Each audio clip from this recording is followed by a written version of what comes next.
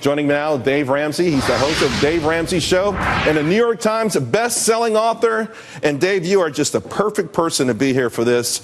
You saw the letter. You deal with these kind of letters yourself every single day. I'm getting more of them right now. And it has to do with the lackluster economy, the volatility in the stock market. And there's a certain number of people, and I think her September 16th date gives me a hint. There's a fictional book out called The Harbinger. That the gentleman then has written a doom and gloom book about the end of the world, a similar book called about the Jewish Shemitah. Every 7 years in the Jewish calendar, there was a cycle where you would take a year off. You'd let the fields lay, and you'd let them have a Sabbath. Every seven years, 49th year, 50th year, there's a Jubilee year. And you're supposed to take the year off economically. Now, it didn't ever actually occur in the Old Testament, but it was tradition.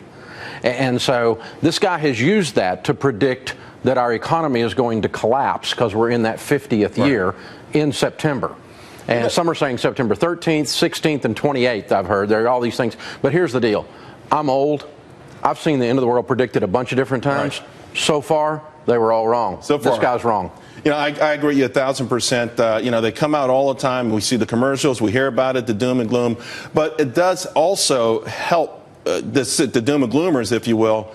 The political atmosphere, the economy, people's paychecks have gotten lower. They don't feel like they're getting anywhere. They don't feel like they can go anywhere. How do you break through that? Well, I think it's called hope. And hope, the opposite of that would be hopelessness. And there's some hopelessness out there because people have lost the idea that they can bootstrap something. They've lost the idea that they can start like you did or start like I did with nothing and go be somebody in America. And you still can, by the way. 88% of America's millionaires are first-generation rich. That's 9 out of 10 of us that are millionaires started with nothing and became a millionaire. It can still be done. As a matter of fact, it's easier now than it's ever been. Why is it easier now?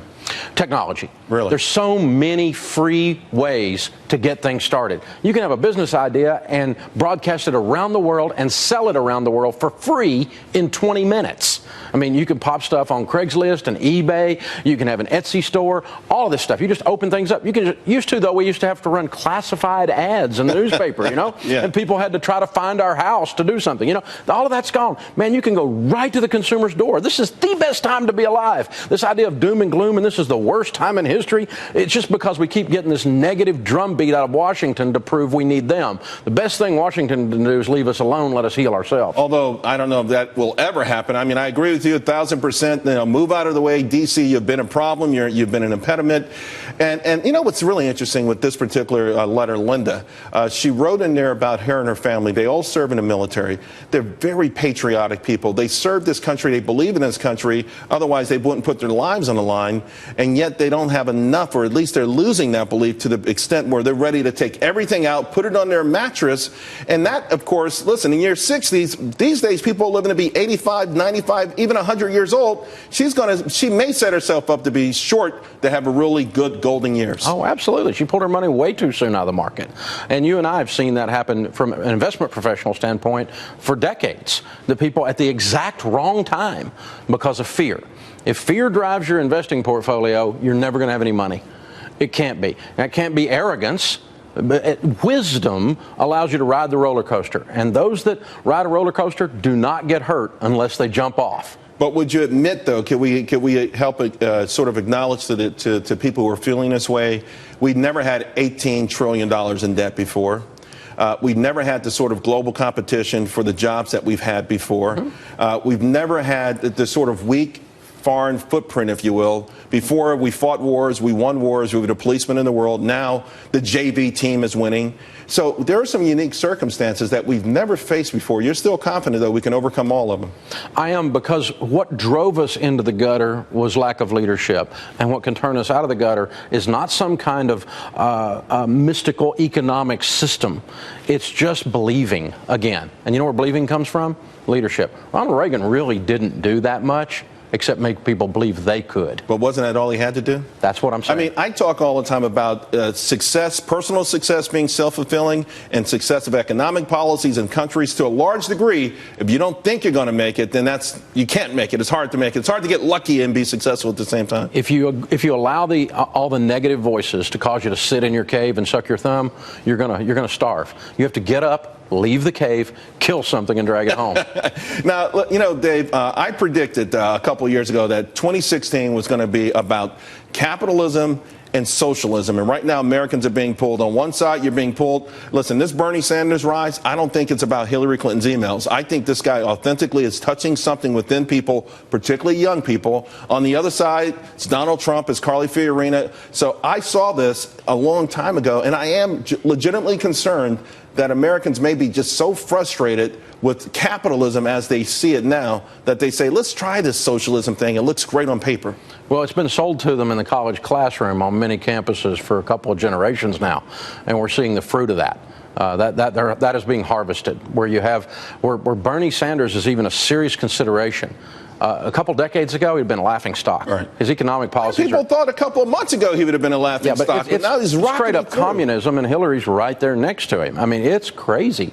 And yet we don't want some kind of an anarchy thing either on the capitalism side. Capitalism that works should be what we call sanctified capitalism. It needs to have a moral component to it, where people are doing the right thing, because doing the right thing attracts customers, and doing the right thing keeps customers, rather than doing the thing for me. I can serve in the marketplace. That's real capitalism. Capitalism that's all about me, kind of an Ayn Rand kind of a thing. It's selfishness. How much can I get? No rules. Let me go. Just plunder.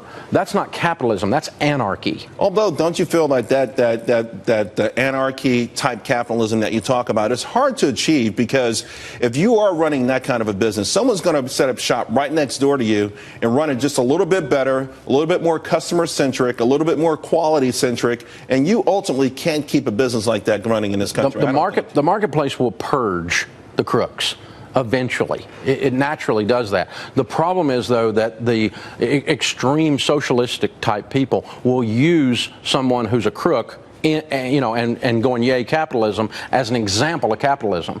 And I keep trying to remind folks, that's not capitalism, that's a crook. I'm glad you brought that up, because we heard before, and I think it helped President Obama get elected, unfeathered capitalism. They can't control themselves. The greed is too great. Even Alan Greenspan sort of hinted at that. And that kind of was the political fodder, if you will, that got President Obama elected. And my great fear is that somehow that resurrects itself with the shaky stock market going into the election. With the shaky economy. This is the worst post-recession recovery we've ever had, and people saying simply doesn't work. We got to try something different. Well, when the candidates continue to tell people that the way you're going to prosper is we're going to solve wealth inequality, rather than the way you solve wealth inequality is go become wealthy. Yeah. when the candidates keep beating that drum, then you have a segment of the population who sits back and says, I'm going to elect someone who's going to make me wealthy. And that has never happened in the history of man, regardless of the economic. You've never had people in power make other people wealthy. This is the greatest economic system in the history of mankind. The little man has a better chance right now. I'm a little man. I started with nothing. You're a little man. You started with nothing. I mean, it has a better chance right now today than he's ever had in any other system. Dave Ramsey, you are amazing. I appreciate you doing the show. And thank you. Hopefully we can get you back real soon. Honored to be with you, my friend. Thanks a lot, buddy.